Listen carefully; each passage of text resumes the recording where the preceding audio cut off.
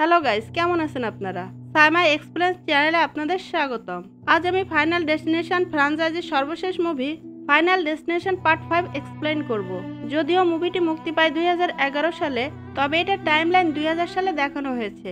অর্থাৎ আমরা যে ফাইনাল ডেস্টিনেশন মুভির পার্ট 1 দেখেছিলাম, এই মুভিতে তার আগের সময় দেখানো হয়েছে এবং এই মুভিটি কোনো না কোনোভাবে পার্ট 1 এর সাথে রিলেটেড। সেটা আমরা পরবর্তীতে দেখতে পাবো। ফাইনাল ডেস্টিনেশন মুভির পার্ট 5 মুক্তি পায় 2011 সালে এবং আইএমডিবি রেটিং 5.9 আউট অফ 10। আমরা প্রত্যেকে জানি মৃত্যু হলো চিরন্তন সত্য, আর আমরা এটাও জানি যে একদিন প্রত্যেককেই এই মৃত্যুর স্বাদ গ্রহণ করতে হবে। কিন্তু আমরা এটা জানি না যে কখন কার মৃত্যু হবে। কেউ যদি হঠাৎ করে জানতে পারে যে সে মৃত্যুর দ্বার প্রান্তে দাঁড়িয়ে আছে, তখন হয়তোবা সে ধার্মিক হয়ে অতীতের কৃতকর্মের জন্য অনুশোচনা করে, না হয় সে বেপরোয়া হয়ে ওঠে বাঁচার জন্য এবং অনৈতিক কাজ করতে শুরু করে। ঠিক এমনই কনসেপ্টের উপরে তৈরি হয়েছে এই মুভিটি। মুভির শুরুতে একটা অ্যানাউন্সমেন্ট শোনা যায়। সেখানে স্টাফদের উদ্দেশ্যে বলা হচ্ছিল তারা যেন ব্রেকফাস্ট শেষ করে সেখানে রাখা বাসে যেয়ে ওঠে, কারণ কোম্পানি থেকে 2 দিনের জন্য কিছু স্টাফকে নিয়ে যাওয়া হচ্ছিল ইন্টার্নি করতে। স্টাফদের জন্য ব্রেকফাস্টের আয়োজনের দায়িত্বে ছিল স্যামুয়েল নামে এই কোম্পানির একজন স্টাফ। সে মূলত 2টা জব করে, একটা হলো এই কোম্পানিতে, অন্যটা হলো সন্ধ্যার পরে একটা রেস্টুরেন্টের শেফের কাজ। আর ওই রেস্টুরেন্টের হেড শেফ তাকে একটা অফার দিয়ে রেখেছে, সেটা হলো এই রেস্টুরেন্টের আরও একটা ব্রাঞ্চ আছে প্যারিসে। স্যামুয়েল চাইলে প্যারিসে যেয়ে সেখানে থাকা রেস্টুরেন্টের হেড শেফের দায়িত্ব পালন করতে পারে এবং স্যালারির পরিমাণও বাড়বে, কিন্তু সে এই সম্পর্কে এখনো কিছু ভেবে দেখেনি। এই স্যামুয়েলই হলো এই মুভির মেইন ক্যারেক্টার। আমরা তাকে সংক্ষেপে স্যাম বলে ডাকবো। এরপর একে একে সেখানে কোম্পানির স্টাফরা আসতে থাকে। প্রথমে আসে স্যামের কলিগ পিটার। এরপর সেখানে স্যামের এক্স গার্লফ্রেন্ড মলি আসে।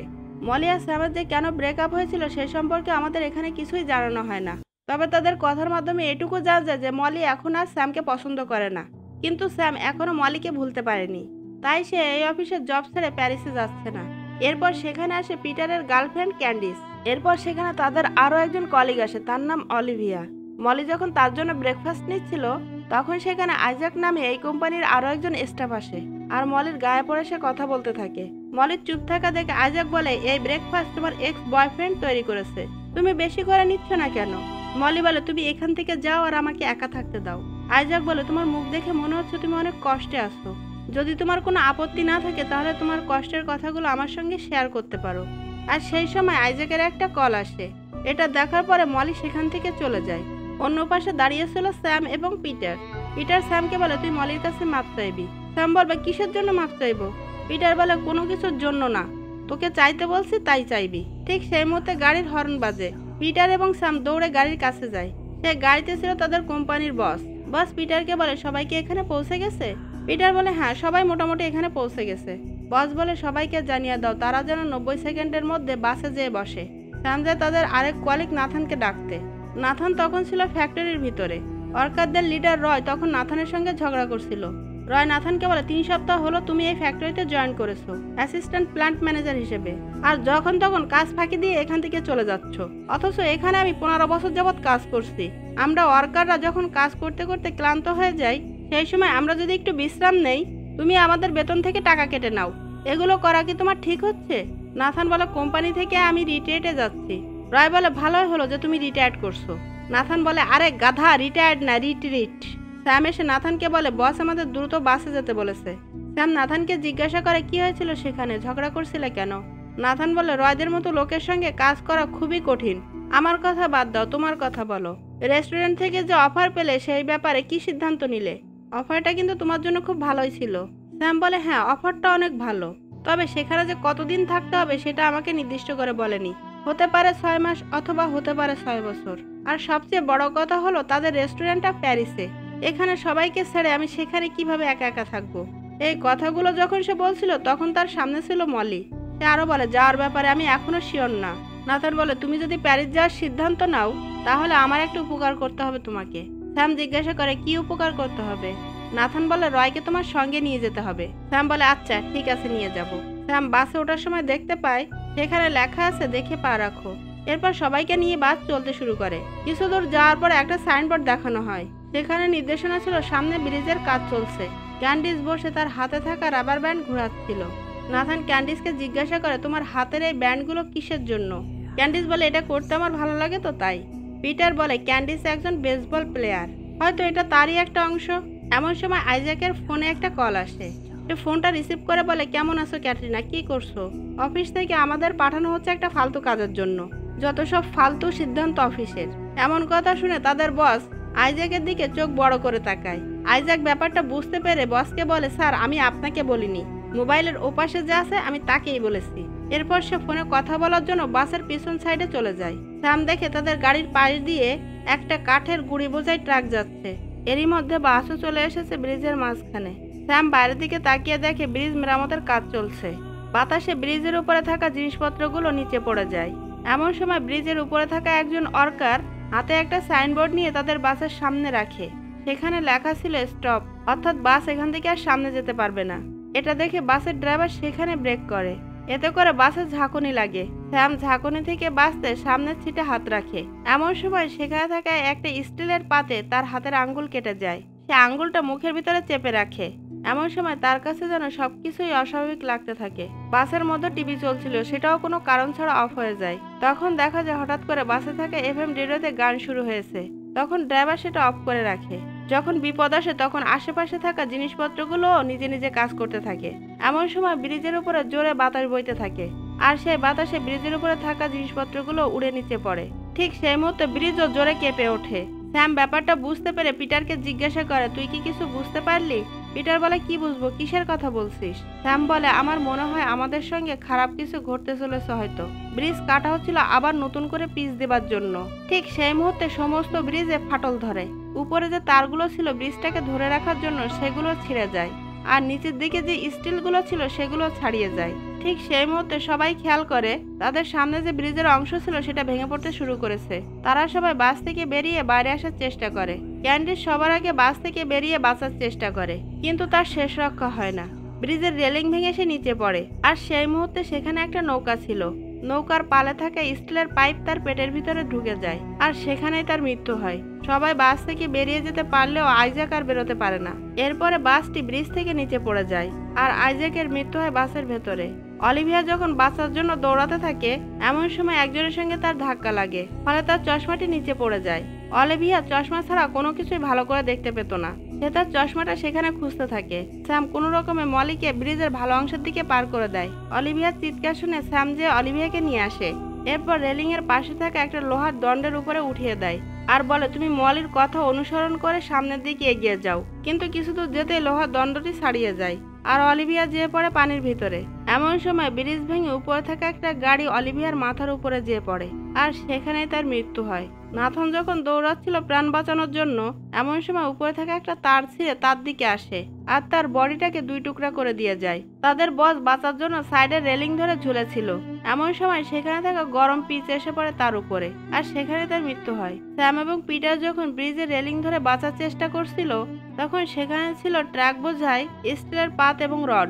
এমন সময় ট্রাকটি পিছিয়ে আসে, আর তার উপরে থাকা রডগুলো পিটারের উপরে এসে পড়ে এবং তার সমস্ত শরীরে গেঁথে যায়। সেখানে পিটারের মৃত্যু হয়। এরপর ট্রাকে থাকা পাত এসে পড়ে স্যামের উপরে, আর তার শরীরটাকে দুই খণ্ড করে দেয়। স্যামেরও মৃত্যু হয় সেখানে। এমন সময় স্যামের ঘোর কাটে। তখন সে বুঝতে পারে এগুলো সে কল্পনা করছিল। সে তখন স্বাভাবিক হওয়ার চেষ্টা করে, কিন্তু বাস্তবতা হলো এই, সে যেটা কল্পনাতে দেখেছিল তার সঙ্গে এখন সেটা স্টেপ বাই স্টেপ ঘটতে শুরু করেছে। এটা দেখার পরে সে ভীষণ ভয় পেয়ে যায়, আর মলির কাছে যেয়ে বলে, এক্ষুনি আমাদের বাস থেকে নামতে হবে, কারণ এই ব্রিজ যে কোনো মুহূর্তে ভেঙে পড়বে। পিটার স্যামকে বলে, তুই এসব কি বলছিস? তাদের বস বলে, ভয়ের কোনো কারণ নেই, তোমরা সবাই বসে থাকো। ব্রিজ মেরামতের কাজ চলছে, সেটা দেখে হয়তো স্যাম ভয় পেয়েছে, তাই সে এমন আচরণ করছে। মলি বলে, কোথায় যাব? স্যাম বলে, এই বাস থেকে নেমে যাব। মলি, তুমি আমার কথা বিশ্বাস করো, আমার সঙ্গে এসো। এরপরে তারা বাস থেকে নেমে জীবন বাঁচানোর জন্য দৌড়াতে থাকে। বস তখন পিটারকে বলে, তুমি বাইরে যেয়ে দেখো ঘটনাটা কি। যদি কোনো দুর্ঘটনা ঘটে তার দায় কিন্তু আমাদেরকেই নিতে হবে। পিটার বলে, চিন্তা করবেন না বস, আমি বাইরে যেয়ে দেখছি আসল ঘটনাটা কি। পিটার বাস থেকে নেমে স্যাম এবং মলিকে দাঁড়াতে বলে, কিন্তু তারা পিটারের কথা শুনে না দাঁড়িয়ে আরো জোরে দৌড়াতে থাকে। সবাই যখন বাইরে বেরিয়ে স্যাম এবং মলির চলে যাওয়ার কারণ জানতে চাচ্ছিল, এমন সময় তাদের সামনে ব্রিজের ফাটল ধরে। এটা দেখার পরে বাকি স্টাফরাও পাগলের মতো দৌড়াতে থাকে নিজেদের জীবন বাঁচানোর জন্য। মাত্র কয়েক মুহূর্তের ব্যবধানে ব্রিজটি ভেঙে নিচে পড়ে যায়। ততক্ষণে গাড়িতে থাকে স্টাফরাও সেফ জোনে পৌঁছে গেছে। এই দৃশ্য দেখার পরে সমস্ত স্টাফরা স্যামের দিকে তাকিয়ে থাকে ভূত দেখার মতো করে। তারা যেন স্যামকে দেখছে না, ভূতকে দেখছে। পিটার স্যামকে জিজ্ঞাসা করে যে তুই কি করে জানতে পারলি যে ব্রিজটা ভেঙে পড়বে। এরপর দেখা যায় সমস্ত স্টাফকে পুলিশ স্টেশনে, অর্থাৎ স্যাম যে এতগুলো মানুষের জীবন বাঁচিয়েছে এটাই ছিল তার অপরাধ। পুলিশ তাকে এখানে ধরে এনেছে জিজ্ঞাসাবাদ করার জন্য। ভালো কাজ করলেও যে বিপদে পড়তে হয় এটা তার উৎকৃষ্ট উদাহরণ। পুলিশ অফিসার স্যামকে বলে তোমার কাছে আমার একটা বড় প্রশ্ন, আর সেটা হলো তুমি কি করে জানলে যে ব্রিজটা ভেঙে পড়বে? তুমি তোমার স্টেটমেন্টে বলেছো যে তুমি দেখেছো ব্রিজটি ভেঙে পড়বে, আর তুমি এটাও বলেছো যে তুমি জানো যে এটাই ঘটবে, সেটা নাকি তোমার অনুমান ছিল। এখন আমি তোমার কাছ থেকে সত্যিটা জানতে চাই। স্যাম বলে এটা আমি আমার কল্পনা থেকে জানতে পেরেছিলাম। পুলিশ অফিসার বলে কল্পনায় মানুষ ভূত দেখে, আরো অনেক কিছু দেখে, এগুলো না দেখে তুমি দেখলে যে ব্রিজটা ভেঙে পড়বে? স্যাম বলে আমার সঙ্গে সত্যি যেটা ঘটেছে আমি আপনাকে সেটাই বললাম, বিশ্বাস করবেন কি না করবেন সেটা আপনার ব্যাপার। এরপর পুলিশ অফিসার পিটারকে ডেকে জিজ্ঞাসাবাদ শুরু করে। পিটার বলে আমি তার ভিতরে আনইউজুয়াল কিছু দেখিনি। পুলিশ অফিসার বলে সকালে কি তাকে কারোর সঙ্গে ফোনে অথবা এমনি কথা বলতে দেখেছো? পিটার পুলিশ অফিসারকে বলে আপনি কি বলতে চাচ্ছেন যে সে একজন টেররিস্ট? পুলিশ অফিসার বলে না, আমি আসলে সেটা বলতে চাইনি। পিটার বলে এর থেকে আমি আর বেশি কিছু জানি না, আপনি চাইলে তার এক্স গার্লফ্রেন্ড মলিকে জিজ্ঞাসা করতে পারেন। এরপর পুলিশ অফিসার মলিকে ডেকে জিজ্ঞাসা করে কেন তাদের ব্রেকআপ হয়েছিল। মলি বলে এটা সম্পূর্ণ আমার ব্যক্তিগত ব্যাপার। পুলিশ অফিসার মলির কাছ থেকে তেমন কোনো তথ্য না পেয়ে আবারও স্যামকে জিজ্ঞাসাবাদের জন্য ডাকে। স্যাম পুলিশ অফিসারকে বলে আমার সঙ্গে যা কিছু ঘটেছিল সেটা তো আমি বলেছি। পুলিশ অফিসার বলে এটা আমার কাছে একটা পাজলের মতো মনে হচ্ছে, যেটা আমি এখনো সলভ করতে পারিনি। স্যাম বলে দুর্ঘটনার আগে আমারও এমনটাই মনে হয়েছিল, তখন আমিও এর কারণটা জানার চেষ্টা করছিলাম এবং পরবর্তীতে এই দুর্ঘটনাটা ঘটে। সেই মুহূর্তে আরো একজন পুলিশ অফিসার সেখানে আসে আর স্যামের সামনে থাকা অফিসারকে বাইরে ডেকে নিয়ে বলে ফরেনসিক থেকে জানা গিয়েছে যে উচ্চমাত্রায় বাতাসের জন্য ব্রিজটি ভেঙে পড়েছিল। আর স্যামকে বলে তুমি এখন যেতে পারো। স্যাম যখন সেখান থেকে চলে যাচ্ছিল তখন পুলিশ অফিসার তাকে উদ্দেশ্য করে বলে আমার মনে হয় তোমার সঙ্গে আমার শিগগিরই আবারও দেখা হবে। তখন টিভির নিউজে বলা হয় ব্রিজটি ভেঙে পড়ার কারণে 86 জনের মৃত্যু হয়েছে। সেখানে বলা হয় স্যামদের কোম্পানি থেকে উইকেন্ডে বিজনেস রিট্রিটের জন্য যাওয়া হচ্ছিল, সেখান থেকে 8 জন এমপ্লয়ি বেঁচে গেলেও 17 জন এমপ্লয়ি মারা যায়। আপাতত দৃষ্টিতে এই 8 জনকে সৌভাগ্যবান বলা গেলেও ভবিষ্যতে যে তাদের সঙ্গে কি ঘটতে পারে সেটা এখনো অনিশ্চিত। দুর্ঘটনায় যারা মারা গেছে তাদের ফিনারেলে যোগ দিতে তাদের আত্মীয় স্বজনরা চলে এসেছে। স্যাম এবং তার কলিগরাও সেখানে চলে এসেছে। সেখানে থাকা সবাই স্যামকে প্রশ্ন করে তুমি কি করে জানতে পারলে যে এরকম দুর্ঘটনা ঘটবে? তখন স্যাম বলে তোমরা সবাই এই একটা প্রশ্নের উত্তর আমার কাছ থেকে জানতে চাচ্ছ, কিন্তু বাস্তবতা হলো এই প্রশ্নের উত্তর আমারও জানা নেই। পিটার বলে স্যাম ঠিকই বলেছে, দুর্ঘটনাটা কেন ঘটেছে, কিভাবে ঘটেছে এটা পিছনে রেখে আমরা যে এখনো বেঁচে আছি এর জন্য সৃষ্টিকর্তাকে ধন্যবাদ জানাও। তখন সেখানে থাকা সবাই পিটারের কথায় একমত হয়। এরপরে তাদের কোম্পানির মালিক যারা দুর্ঘটনায় মারা গেছে তাদের সম্পর্কে স্মৃতিচারণ করে, আর স্মৃতিচারণ করতে যে আবেগে আপ্লুত হয়ে জীবিত মানুষকেও মৃত বানিয়ে দেয়। তখন আইজ্যাক নাথান এবং অলিভিয়াকে বলে তোমরা কি শুনতে পেলে বস কি বলল? বস তো আমাকেও মৃত ঘোষণা করলো। অলিভিয়া তখন হাসতে থাকে। আইজ্যাক বলে এটা নিয়ে তুমি মজা করছো? অলিভিয়া বলে আমি জানি এটা মজার ব্যাপার না, তারপরেও হাসি চেপে রাখতে পারিনি, আর তার জন্য আমি তোমার কাছে সরি বলছি। নাথান তখন মজা করে বলে আমার সামনে থাকা সবাইকে এখন আমার মৃত বলে মনে হচ্ছে। এটা নিয়ে তখন তারা আবারও হাসতে শুরু করে। তার সবাই যখন সেখান থেকে চলে যাচ্ছিল তখন তাদের সঙ্গে মর্টেশিয়ানের দেখা হয়। মর্টেশিয়ান স্যাম এবং পিটারকে উদ্দেশ্য করে বলে মৃত্যুর সঙ্গে চিট করে কেউ কখনো বাঁচতে পারে না। স্যাম তখন ঘুরে দাঁড়িয়ে বলে কি বললেন আপনি? পিটার মর্টেশিয়ানকে বলে আপনি আসলে কি বোঝাতে চাচ্ছেন? মর্টেশিয়ান বলে এখন থেকে তোমরা সবাই সতর্ক থেকো। পিটার বলে উপদেশ দেওয়ার জন্য আপনাকে ধন্যবাদ। কিন্তু স্যামের তাকানো দেখে মনে হলো সে মর্টেশিয়ানের কথাটা শুনে খুশি হতে পারেনি। স্যাম তার রেস্টুরেন্টের কাজ শেষে মলির বাসায় যায়। সেখানে যে স্যাম দেখতে পায় তার এবং মলির ছবিটা মলি সুন্দর করে সাজিয়ে রেখেছে। স্যাম তখন মলিকে বলে তুমি মনোযোগ দিয়ে আমার কথাটা শোনো, আমি সারা জীবন তোমার খেয়াল রাখতে চাই, কিন্তু জানি না কোন কারণে তুমি আমাকে ছেড়ে যেতে চাচ্ছ। আমি কি এমন অন্যায় করেছি তোমার কাছে? মলি বলে আমার কাছে তুমি কোনো অন্যায় করনি, তুমি যে প্যারিস যেতে চেয়েছিলে এজন্য আমি তোমার সঙ্গে ব্রেকআপ করেছি। স্যাম তুমি বোঝার চেষ্টা করো, জীবনটা অনেক ছোট। আমি চাই যে তোমার জীবনে অনেক উন্নতি হোক, কিন্তু তোমাকে ছাড়া আমি এখানে কিভাবে থাকবো? স্যাম এখন আমি চাই তুমি প্যারিস যাও, তুমি তোমার স্বপ্ন পূরণ করো। স্যাম বলে যেতে হলে আমরা দুজনেই একসঙ্গে প্যারিসে যাব, এটা নিয়ে তুমি আর কোনো টেনশন করো না, আমি সবসময় তোমার পাশে আছি। পিটার আসে ক্যান্ডিসের প্র্যাকটিস ক্লাবে আর দেখতে পায় ক্যান্ডিস বাইরে ঘোরাঘুরি করছে। পিটার রেগে ক্যান্ডিসকে জিজ্ঞাসা করে তুমি বাইরে ঘোরাঘুরি করছো কেন? তোমার চ্যাম্পিয়নশিপের তো বেশি দিন নেই। ক্যান্ডিস বলে সেদিনের দুর্ঘটনার পর থেকে আমি কোনো কিছুতেই মনোযোগ দিতে পারছি না। পিটার বলে এটা তোমার কলেজ ক্যারিয়ারের লাস্ট প্র্যাকটিস, অতএব তোমাকে ভালো কিছু করতে হবে, তোমাকে অবশ্যই চ্যাম্পিয়ন হতে হবে। তুমি আমার কথাটা শোনো, প্র্যাকটিসে যাও। ক্যান্ডিস বলে ওকে যাচ্ছি। ক্লাবে যে যার মতো প্র্যাকটিস করছে। ক্যান্ডি যে কোচকে বলে কুলার অন করে দিতে। কোচ বলে কুলার মেরামতের কাজ চলছে, মেরামত হয়ে গেলেই কুলার অন করে দেওয়া হবে। সেখানে দাঁড়িয়ে পিটার ক্যান্ডিসের প্র্যাকটিস দেখছিল। ক্যান্ডিস যখন তার হাতে থাকা রাবারটি ঘোরাচ্ছিল তখন সেটা ছিঁড়ে যায়। সেই মতে কোচ ক্যান্ডিসকে ডেকে বলে এবার প্র্যাকটিস শুরু করো। ক্যান্ডিসও তখন তার প্র্যাকটিস শুরু করে। এমন সময় উপরের কুলার থেকে নিচে পানি পড়ে, সেটাও আবার ইলেকট্রিক তারের উপরে, কিন্তু সেটা কারো চোখেই পড়ে না। হঠাৎ কুলারের একটা নাট ছাড়িয়ে নিচে এসে পড়ে। ক্যান্ডিস প্র্যাকটিসে এতটাই মগ্ন ছিল যে সেটাও সে খেয়াল করে না। ক্যান্ডিসের ওখানে তখন অন্য আরেকটি মেয়ে এসে প্র্যাকটিস করতে থাকে। তখন ওই মেয়েটির পায়ে স্ক্রুটি ঢুকে যায়। তখন মেয়েটি ইমব্যালেন্সড হয়ে নিচে এসে পড়ে, আর মেয়েটির হাতের ধাক্কায় সেখানে থাকা পাউডারগুলো নিচে এসে পড়ে। তখন সেখানে ক্যান্ডিসও প্র্যাকটিস করছিল। পাউডার উড়ে যেয়ে পড়ে ক্যান্ডিসের চোখে। ক্যান্ডিসও ব্যালেন্স করতে না পেরে নিচে এসে পড়ে, আর সেখানে ক্যান্ডিসের মর্মান্তিক মৃত্যু হয়। ক্যান্ডিসের মর্মান্তিক মৃত্যুর কথা শুনে স্যামও সেখানে চলে এসেছে। স্যাম পিটারকে বলে আমি নিউজটা পাওয়া মাত্র এখানে চলে এসেছি। পিটার কান্না করে বলে সে তো তার কাজ করছিল, কেন তার সঙ্গে এমন হলো? স্যাম বলে সেটা তো আমি বলতে পারবো না। এমন সময় স্যাম দেখে দূরে মর্টেশিয়ান দাঁড়িয়ে আছে। পিটার বলে আমি এখন চলে যাচ্ছি। স্যাম যখন আবার সেদিকে তাকায় দেখে মর্টেশিয়ান সেখানে নেই। পরের দিন অফিসে ক্যান্ডির চেয়ারে বসেছিল পিটার। অলিভিয়া বলে সে ওখানে বসে আছে কেন? স্যাম বলে হয়তো ক্যান্ডিসের কথা মনে পড়ছে তাই। তাদের অফিসের সিকিউরিটি ম্যানেজার মারা যাওয়াতে তাদের বস এখন ভীষণ চিন্তায় পড়ে গেছে। এমন সময় অফিস রুমে ঢুকে আইজ্যাক। সেখানে কোনো স্টাফকে না দেখে তাদের ডেস্কে থাকা জিনিসগুলো সে পকেটে রাখে। এমন সময় সে একটা স্পার কার্ড খুঁজে পায়। নাথান কিছু ড্রিঙ্কসের ক্যান নিয়ে আসে স্যামের কাছে। স্যাম নাথানকে বলে এই সময় তুমি এখানে কি করছো? নাথান বলে রয়ের অত্যাচারে আমি বাইরে চলে এসেছি। স্যাম বলে ড্রিঙ্কস গুলো পেলে কোথায়? নাথান বলে কেউ যদি এই ড্রিঙ্কস নিতে চাও তাহলে হাত তোলো, এগুলো আমি রয়ের স্টক থেকে চুরি করে এনেছি। তখন পিটার এক বোতল আখের রস এনে বলে এটা মিশিয়ে খেলে আরো ভালো লাগবে। আইজ্যাক কার্ডটি নিয়ে চলে গেছে স্পা করানোর জন্য, আর ভিতরে ঢোকার পর সে দেখতে পায় সুন্দরী একজন রিসেপশনিস্ট। তখন তো সে আনন্দে আত্মহারা হয়ে গেছে। আইজ্যাক মেয়েটিকে বলে আমি মানসিক শান্তির জন্য মেসেজ নিতে চাই। মেয়েটি বলে আমাদের এখানে অনেক ধরনের মেসেজ দেওয়া হয়, আপনি তার ভিতর থেকে যে কোনো একটা সিলেক্ট করতে পারেন। আইজ্যাক বলে আমি চাই অভিজ্ঞতা সম্পন্ন একজনকে দিয়ে মেসেজটা করাতে। এরপর মেয়েটি আইজ্যাককে একটা রুমে নিয়ে যায়। আপনি এখানে চোখ বন্ধ করে শুয়ে থাকুন, কিছুক্ষণের মধ্যে আপনার মেসেজ শুরু করা হবে। আইজ্যাক চোখ বন্ধ করে ভাবছে কোনো এক সুন্দরী মেয়ে এসে তার মেসেজ করবে। এমন সময় একজন এসে তার মেসেজ শুরু করে। আইজ্যাক তখন তো মহা খুশি। আইজ্যাক বলে ভালোই তো আরাম পাচ্ছি। তখন নানি বলে ও তাই না?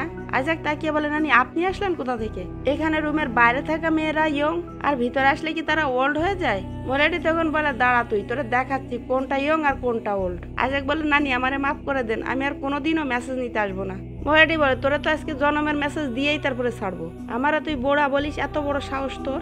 অফিসে বসে তারা যখন আখের রস খাচ্ছিল এমন সময় অলিভিয়ার কাছে একটা কল আসে। সে তখন কলিগদের বলে আমাকে এখন যেতে হবে। আর যখন সে তাড়াহুড়ো করে বেরোচ্ছিল এমন সময় তার ব্যাগের ধাক্কায় টেবিলের উপরে থাকা তার ছবির ফ্রেমটা নিচে পড়ে ভেঙে যায়। এতে সে কিছুটা আপসেট হয়ে পড়ে।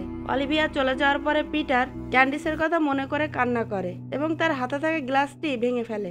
এটা দেখার পরে তার বস পুলিশ অফিসারকে কল করে পিটারের উপরে নজর রাখতে বলে। পুলিশ অফিসার তখন ক্যান্ডিসের মৃত্যুর কারণ নিয়ে তদন্ত করছিল। সে তার সঙ্গে থাকা অফিসারকে বলে কোনো ক্লু কি খুঁজে পেলে? তখন অন্য অফিসার বলে আমার মনে হয় আমরা যদি 100 বারও চেষ্টা করি তারপরেও খুঁজে বের করতে পারবো না দুর্ঘটনার কারণটা কি ছিল। ঠিক সেই মুহূর্তে এক ফোঁটা পানি এসে পড়ে পুলিশ অফিসারের কপালে। এদিকে থেরাপি নিতে এসে প্রায় আধমরা হয়ে গেছে বেচারা আইজ্যাক। সে মহিলাটিকে বলে আন্টি আমাকে মেসেজ দেয়া কি আপনার শেষ হয়েছে? মহিলাটি আইজ্যাককে বলে চুপ করে শুয়ে থাকো ফ্যাট বয়, তোমার এখনো অনেক থেরাপি দেওয়া বাকি আছে। এরপর মহিলাটিকে সুচ বের করতে দেখে আইজ্যাক বলে আমার আর থেরাপির দরকার নেই। মহিলাটি বলে চুপ করে শুয়ে থাকো, দেখো আমি কি করি। দেখা যায় আইজ্যাকের সমস্ত শরীরে সুচ ফোটানো হয়ে গেছে।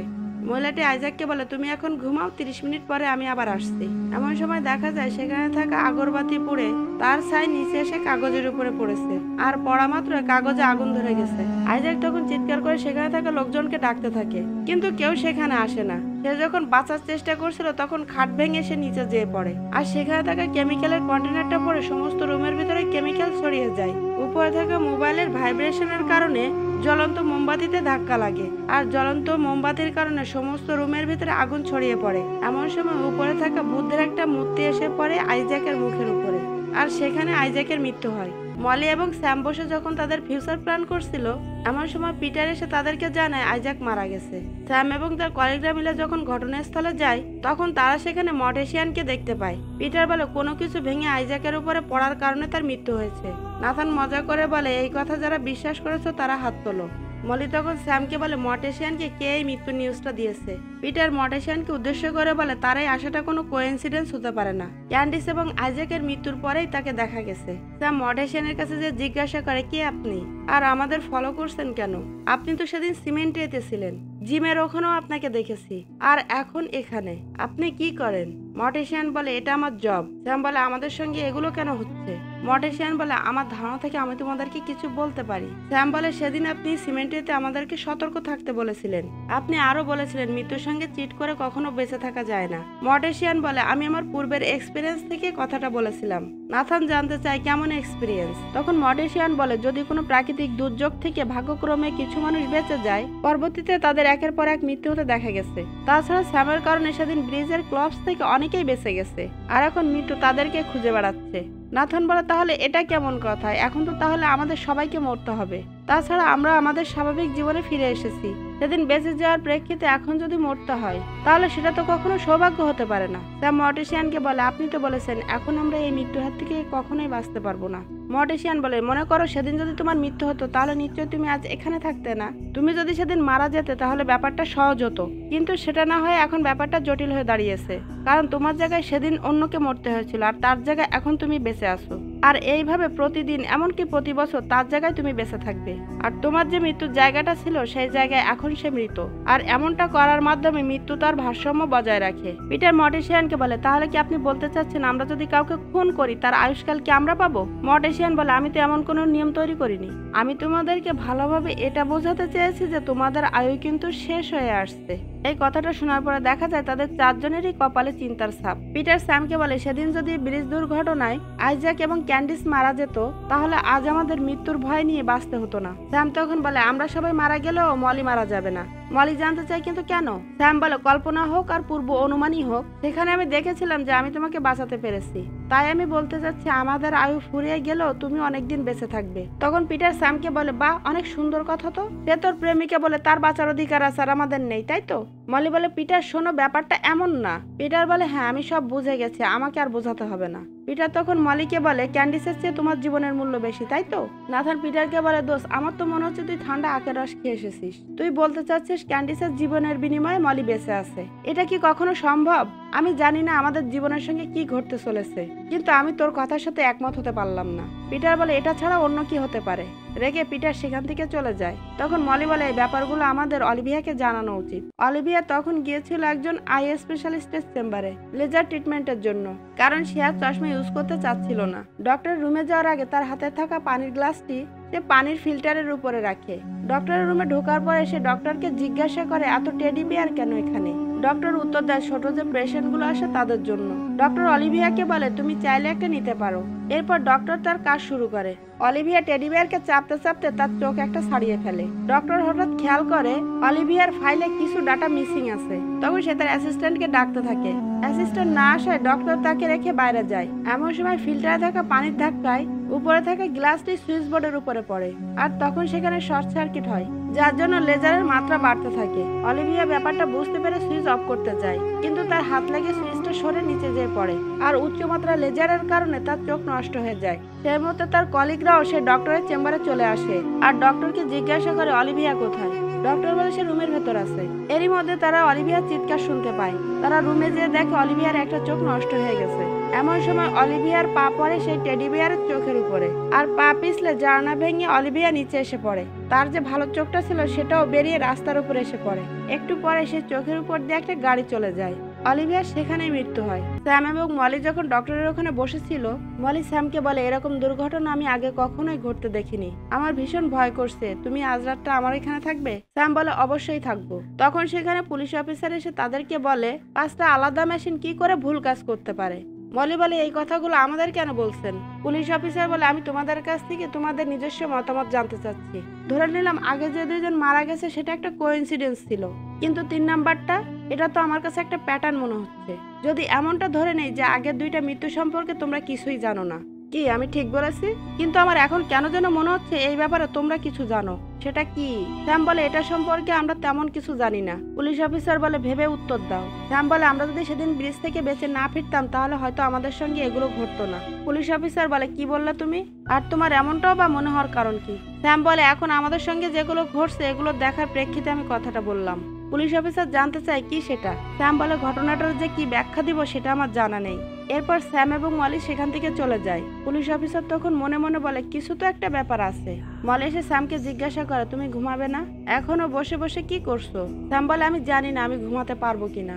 আমি সেদিনের ব্রিজের দুর্ঘটনা সম্পর্কে ভাবছি আর ভাবছি আমার কল্পনায় দেখা মানুষগুলোকে। আমরা সবাই যখন সেদিন বাস থেকে নেমেছিলাম প্রথম মৃত্যু হয়েছিল ক্যান্ডিসের। এরপর বাসটি ব্রিজ ভেঙে নিচে পড়ে যায় আর তখন বাসের ভিতরে ছিল আইজ্যাক, কারণ আইজ্যাক বাস থেকে বেরিয়ে আসতে পারেনি। বাসের মধ্যে আইজ্যাকের মৃত্যু হয়। মলি বলে এরপরে তোমার সাথে কি ঘটেছিল? এরপর স্যাম বলে আমি তোমাকে নিরাপদে ব্রিজের অপর প্রান্তে পাঠিয়ে দেই। হঠাৎ আমি অলিভিয়ার চিৎকার শুনতে পাই। আমি তাকে বাঁচানোর চেষ্টা করি কিন্তু পারিনি, আর এভাবেই তাদের মৃত্যু হয়েছিল। মলি স্যামকে জিজ্ঞাসা করে অলিভিয়ার পরে তুমি কাকে মরতে দেখেছিলে? নাথান কন্ট্রোল রুমে বসে দেখে কাজ ফাঁকি দিয়ে রয় তার কলিগদের সঙ্গে গল্প করছে। নাথান তখন রয়কে ডেকে বলে তুমি কাজ বাদ দিয়ে গল্প করছো কেন? রয় বলে তুমি আমার 50% স্যালারি কেটে নাও, আর যে 50% থাকে সেটা তুমি আমার এক্স ওয়াইফকে দিয়ে দাও। তাহলে আমি কিসের জন্য কাজ করব? নাথান বলে যারা কাজ বাদ দিয়ে বসে থাকে আমি সবারই স্যালারি কেটে নেই, আমি শুধু তোমার একার স্যালারি কাটি না। এটা নিয়ে রয় এবং নাথানের মধ্যে ভীষণ ঝগড়া শুরু হয়। সেই মুহূর্তে নাথান খেয়াল করে উপর থেকে বড় একটা হুক নামছে। নাথান যখন রয়কে ধাক্কা দিয়ে সরিয়ে দেওয়ার চেষ্টা করে তখন রয় মনে করে নাথান তার উপরে হাত তুলেছে। এটা ভেবে রয় নাথানকে আরো জোরে ধাক্কা দেয়, ফলে নাথান সরে যায় আর হুক এসে রয়কে বাদিয়ে নিচে নিয়ে যায়। নাথান মনে করে রয় হুকের সঙ্গে ঝুলে আছে, কিন্তু নাথানের ধারণাটা একটু ভুল ছিল। হুকটা রয়ের গলা দিয়ে ঢুকে মাথা দিয়ে বেরিয়ে তাকে ঝুলিয়ে রেখেছিল আর দেখা যায় সেখানেই রয়ের মৃত্যু হয়েছে। কিন্তু উপর থেকে নাথান মনে করছে রয় নিচে নিরাপদেই আছে। বস পিটারকে ডেকে বলে তোমাদের জন্য একটা ব্যাড নিউজ আছে। পিটার জিজ্ঞাসা করে কি ব্যাড নিউজ? বস বলে কোম্পানি বন্ধ করে দেওয়া হবে। পিটার বলে তাহলে তো উৎপাদনও বন্ধ হয়ে যাবে। বস বলে সেটা না, যারা প্রশাসনিক কাজে আছে তাদেরকে ছাঁটাই করা হবে। পিটার বলে তাতে কোনো সমস্যা নেই, আগে আমাদের জীবন বাঁচাতে হবে। বস বলে তুমি কি বলতে চাও? পিটার বলে ব্রিজ ক্লাবস থেকে আমরা 8 জন বেঁচে ফিরেছিলাম, তার মধ্যে থেকে অলরেডি 3 জন মারা গেছে। এবার আমাদের পালা, হয় আমাদের মরতে হবে না হলে কাউকে মারতে হবে। বস বলে এটা আবার কেমন কথা? পিটার বলে বস এটা হলো বাস্তবতা।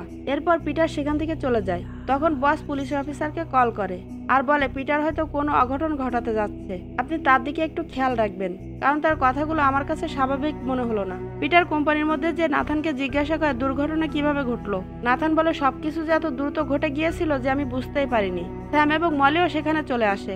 মলি নাথানকে জিজ্ঞাসা করে তুমি ঠিক আছো তো? নাথান বলে আমি ঠিক আছি। পিটার নাথানকে বলে আমার মনে হচ্ছে তুই ইচ্ছা করে রয়কে মেরে ফেলেছিস, বল সত্যি কথা বল যে তুই রয়কে মেরে ফেলেছিস। নাথান তখন ভয় বলে হ্যাঁ আমি রয়কে মেরে ফেলেছি। তখন পিটার রয়কে বলে তাহলে তো তুই রয়ের আয়ুগুলো পেয়ে গেলি। পিটার কত বড় বোকা চৌধুরী না হলে এমন কথা বলতে পারে? কাউকে মেরে ফেলে কি তার আয়ু পাওয়া সম্ভব? নাথান পিটারকে জিজ্ঞাসা করে আমি যে রয়ের আয়ুগুলো পেয়েছি সেটা আমি কিভাবে শিওর হব? স্যাম তখন বলে ব্রিজ ক্লাবসের সময় আমি কিন্তু রয়কে মরতে দেখিনি। একথা শোনার পরে পিটারের সব আনন্দ মাটি হয়ে গেল। মলি স্যামকে জিজ্ঞাসা করে এরপরে কে মারা যাবে।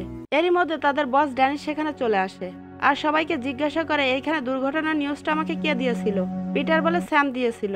তখন সেখানে একটা মেশিন চলছিল আর সেখানে ছিল মেশিন মেরামতের একটা ইকুইপমেন্ট, যেটা রয় নাথানের সঙ্গে দেখা করার আগে এখানে রেখে গিয়েছিল। মেশিন চলার কারণে ইকুইপমেন্টটি যে ঢুকে ড্যানিসের চোখের মধ্যে আর সেখানে ড্যানিসের মৃত্যু হয়। মলি স্যামকে বলে তুমি কাজ বাদ দিয়ে শুধু আমাকে পাহারা দিলেই কি চলবে? এবার তো অন্তত কাজে যাও। স্যাম তখন মলিকে বলে যে তোমার কি মনে হচ্ছে আমি তোমার পাশে থাকলে তোমার মৃত্যু হবে?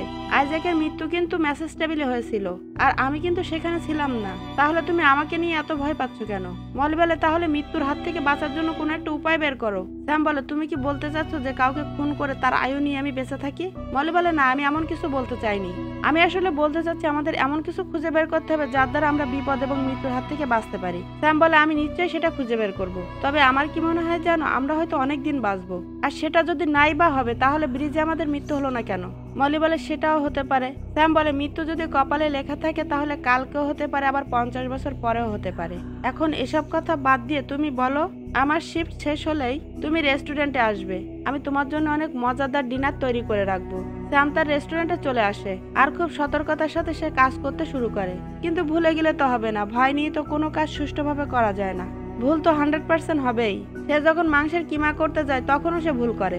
এভাবে অনেক সতর্কতার সাথে সে তার কাজ শেষ করে। হেড শেফ স্যামকে বলে, আচ্ছা স্যাম, এই যে আমি তোমার গার্লফ্রেন্ডের জন্য এত সুন্দর করে ডিনার তৈরি করে দিচ্ছি, তার সঙ্গে কি আমার দেখা করাবে না? স্যাম বলে, অবশ্যই দেখা করাবো। স্যাম বলে, শেফ আপনাকে আমার একটা কথা বলার ছিল। শেফ বলে, বলো কি বলতে চাও? স্যাম বলে, প্যারিস যাওয়ার সেই অফারটা কি এখনো আছে? শেফ বলে, অবশ্যই, শুধুমাত্র তোমার জন্যই আছে। স্যাম তখন কথাটা শুনে ভীষণ খুশি হয়। দেখা যায় পুলিশ অফিসার তার গাড়ি নিয়ে স্যাম যে রেস্টুরেন্টে কাজ করে তার সামনে দাঁড়িয়ে আছে। মূলত সে স্যামের উপরে নজর রাখছে। মলি যখন রেস্টুরেন্টে আসে, স্যাম মলিকে বলে, তোমার জন্য একটা সাসপেন্স আছে, তবে আমি সেটা বেশি সময় তোমার কাছ থেকে লুকিয়ে রাখতে চাচ্ছি না। তোমার কাছে ফ্রেঞ্চ খাবার কেমন লাগে? মলি বলে, খেতে একটু সমস্যা হয়। স্যাম বলে, তাহলে তো আমাদের দুজনেরই সমস্যা হয়ে গেল। মলি বলে, তুমি কেন এগুলো জানতে চাচ্ছ? স্যাম বলে, আমি ইন্টার্নশিপ পেয়ে গেছি। মলি বলে, আমি সত্যি তোমাকে নিয়ে গর্বিত। তারা যখন এসব বিষয় নিয়ে কথা বলছিল তখন সেখানে পিটারও চলে আসে। পিটার স্যামকে বলে, আমি এখানে আসাতে তুই কি মাইন্ড করেছিস দোস্ত? স্যাম বলে, মাইন্ড করার কি আছে, তুই বস, তোর জন্য আমি পাস্তা তৈরি করে নিয়ে আসছি। পিটার বলে, আমার জন্য কিছু লাগবে না। মলি পিটারকে বলে, তুমি এসে ভালোই করেছো, কারণ এরকম সময় একা না থাকাই ভালো। পিটার বলে, আমি বুঝে গেছি, এরপরে আমারই মৃত্যু হবে। এরপরে নিশ্চয়ই স্যাম তোর পালা। আমি কি ঠিক বলেছি? স্যাম মাথা নেড়ে উত্তর দিয়ে বলে, হ্যাঁ তুই ঠিক বলেছিস। পিটার বলে, আমার মনে হয় আজ রাতই আমার জীবনের শেষ রাত হবে, তাই আমি চাচ্ছিলাম কাউকে খুন করতে, যেন আমি বেঁচে থাকতে পারি। আমি যখন এখানে হেঁটে আসছিলাম তখন দেখি একটা মেয়ে রোড ক্রস করার জন্য সাইডে দাঁড়িয়ে আছে। তখন আমি তাকে ধাক্কা দিয়ে গাড়ির সামনে ফেলে দিতে চেয়েছিলাম। স্যাম বলে, তুই কি মেয়েটিকে খুন করেছিস? পিটার বলে, আমি সেটা করিনি, কারণ সে তো মৃত্যু ডিজার্ভ করে না। এমনকি ইতিমধ্যে আমাদের মধ্যে যারা মারা গেছে তারাও তো মৃত্যুটাকে ডিজার্ভ করে না। আমরা সবাই যদি মারা যাই তাহলে একমাত্র মলি কেন বেঁচে থাকবে? এটা বলার পরে পিটার মলির দিকে গান পয়েন্ট করে। পিটার গুলি ছোড়ার সঙ্গে সঙ্গে স্যাম তার সামনে থাকা টেবিলটা উল্টে দেয় আর মলিকে নিয়ে সেখান থেকে পালাতে থাকে। গুলির শব্দ শোনা মাত্র পুলিশ অফিসার ফোন করে তার ফোর্সদের এখানে আসতে বলে। রেস্টুরেন্টের ভিতরে স্যাম এবং পিটারের মধ্যে ফাইট শুরু হয়। পিটার স্যামকে অজ্ঞান করে ফেলে। এক পর্যায়ে মলিকে সে হাতের কাছে পেয়েও যায়। এমন সময় তার সামনে এসে দাঁড়ায় পুলিশ অফিসার। সে মলিকে শুট করতে যায়, পুলিশ অফিসারকে শুট করে ফেলে আর পুলিশ অফিসার সেখানেই মারা যায়। পিটার তখন মলিকে বলে, এবার স্যামের পালা। মলি তখন পিটারকে অনুরোধ করে বলে, এবার তুমি এখান থেকে চলে যাও, এখন তো তুমি মৃত্যুর হাত থেকে বেঁচে গেলে। পিটার বলে, না, আমি তো পুলিশ অফিসারকে খুন করেছি, আর এর একমাত্র সাক্ষী হয়ে আছো তুমি, আর তোমার সাক্ষীর কারণে আমার ফাঁসি হবে, আর সেই কারণে এখন তোমাকে মরতে হবে। এরপরে আবারও পিটার মলিকে টার্গেট করে শুট করে। তখন পেছন দিক থেকে স্যাম চলে আসে। স্যাম এবং পিটারের মধ্যে আবারও ফাইট শুরু হয়। এক পর্যায়ে স্যাম গ্রিলের স্ট্যান্ড পিটারের শরীরের মধ্যে ঢুকিয়ে দেয় আর সেখানে পিটারের মৃত্যু হয়। এরপর 2 সপ্তাহ পরের ঘটনা দেখানো হয়। স্যাম এবং মলি প্লেনে উঠেছে প্যারিস যাওয়ার জন্য। তখন মলি স্যামকে বলে, তুমি কি ভাবতে পেরেছিলে যে আমরা উইন্ডোর সাইডে সিট পাবো? স্যাম মলিকে বলে, তুমি কি খুশি হয়েছো? এগুলো নিয়ে তারা যখন কথা বলছিল এমন সময় স্যাম খেয়াল করে 2টা ছেলের মধ্যে ঝগড়া লেগেছে আর সেখানে থাকা লোকজন তাদের দুজনকে আলাদা করে ধরে রেখেছে। সেখানে থাকা একটা ছেলে চিৎকার করে বলছে, আমাকে প্লেন থেকে নামতে দাও, আমি এই প্লেনে যাব না। মলি স্যামকে জিজ্ঞাসা করে, ওখানে কি হয়েছে? স্যাম বলে, আমি ভালোভাবে দেখিনি, আসলে সেখানে কি ঘটেছে। এরপর প্লেনের ভেতরে অ্যানাউন্সমেন্ট করা হয়। সেখানে বলা হয় প্লেন কিছুক্ষণের মধ্যেই টেক অফ করবে। স্যাম যখন তার কানে হেডফোন দেয় তখন সে সেই গানটাই শুনতে পায় যেটা সে কল্পনাতে বাসের মধ্যে শুনেছিল। তখন স্যাম ভীষণভাবে ভয় পেয়ে যায়। তখন প্লেনের মধ্যে বড় একটা ঝাঁকুনির সৃষ্টি হয়। হঠাৎ স্যাম খেয়াল করে তার আঙ্গুল কেটে গেছে, আর ঠিক সেই আঙ্গুলটা যেটা সে আগে কল্পনাতে দেখেছিল। ঠিক সেই মুহূর্তে একজন ক্রু বলে, আপনাদের চিন্তার কোনো কারণ নেই, প্লেনে এমন ঝাঁকুনি হওয়াটাই স্বাভাবিক। তখন সেখানে থাকা একজন প্যাসেঞ্জার ক্রুকে ডেকে বলে, এতগুলো প্যাসেঞ্জার প্লেন থেকে নেমে গেল কেন? কি ঘটেছিল তাদের সাথে? ক্রু বলে, একটা বাচ্চা ছেলের প্যানিক অ্যাটাক হয়েছিল আর সেজন্য সে প্লেন থেকে নেমে যেতে চেয়েছিল। সে তখন বলছিল সে নাকি একটা ভীষণ দেখেছিল। তখন স্যাম বুঝতে পারে তার মৃত্যুর হাত থেকে পালানোর সব পথ বন্ধ হয়ে গেছে আর এবার তাদেরকে অবশ্যই মরতে হবে। স্যাম খেয়াল করে বাইরে প্লেনের ইঞ্জিনে আগুন লেগে গেছে। দেখা যায় মুহূর্তের মধ্যেই প্লেন ক্র্যাশ করতে শুরু করেছে আর ঠিক তখনই উপরে থাকা অক্সিজেন মাস্কগুলো নিচে এসে পড়ে এবং আস্তে আস্তে সমস্ত প্লেনের ভিতরে আগুন ছড়িয়ে পড়ে। এমনই একটা ভীষণ অ্যালেক্স এই প্লেনে বসে কিছুক্ষণ আগেই দেখেছিল, যে কারণে সে এই প্লেন থেকে নেমে চলে গেছে। কিছুক্ষণের মধ্যে প্লেনটি পরিণত হয় ধ্বংসস্তূপে আর মৃত্যুপুরীতে। নাথানকে দেখা যায় একটা বারে দাঁড়িয়ে আখের রস খাচ্ছে। সেই মুহূর্তে তার এক কলিগও সেখানে আসে। তার কলিগ নাথানকে বলে, তোমার সঙ্গে দেখা হয়ে ভালো লাগলো। নাথান তখন দাঁড়িয়ে রয়ের ছবি দেখছিল। তার কলিগ তখন নাথানকে বলে, আমার এখনো বিশ্বাস হয় না যে রয় আমাদের মাঝে আর নেই। তার কলিগ বলে, যেটা হয়েছে ভালোর জন্যই হয়েছে। নাথান জিজ্ঞাসা করে, এমন কথা কেন বললেন? তখন তার কলিগ বলে, রয়ের ইন্স্যুরেন্স ক্লেম করার জন্য কোম্পানি তার অটোপসি করায় আর তখন জানা যায় রয়ের ব্রেন টিউমার হয়েছিল। আর ব্রেন টিউমারটা এমন পর্যায়ে পৌঁছেছিল যে রয়ের যে কোনো মুহূর্তে মৃত্যু হতো। আসলে জীবন কিছুই না। এমন সময় নাথানও সেই গানটি শুনতে পায়। তার কলিগ যখন সেখান থেকে হেঁটে কিছুটা দূরে আসে, ঠিক সেই মুহূর্তে উপর থেকে ইন্টেরিয়র ভেঙে নাথানের মাথার উপরে পড়ে, আর নাথানের সেখানেই মৃত্যু হয়। এই মুভি থেকে আমরা একটাই শিক্ষা পেলাম, মৃত্যুর হাত থেকে রক্ষা পাওয়ার সাধ্য কারোরই নেই। So that's all for today. আশা করি ভিডিওটি আপনাদের ভালো লাগবে। আর যদি ভালো লাগে তাহলে অবশ্যই লাইক দিবেন, কমেন্ট করবেন। এরকম আরো ইন্টারেস্টিং মুভির এক্সপ্লেন পেতে আমার চ্যানেলটি সাবস্ক্রাইব করে রাখতে পারেন। আল্লাহ হাফেজ।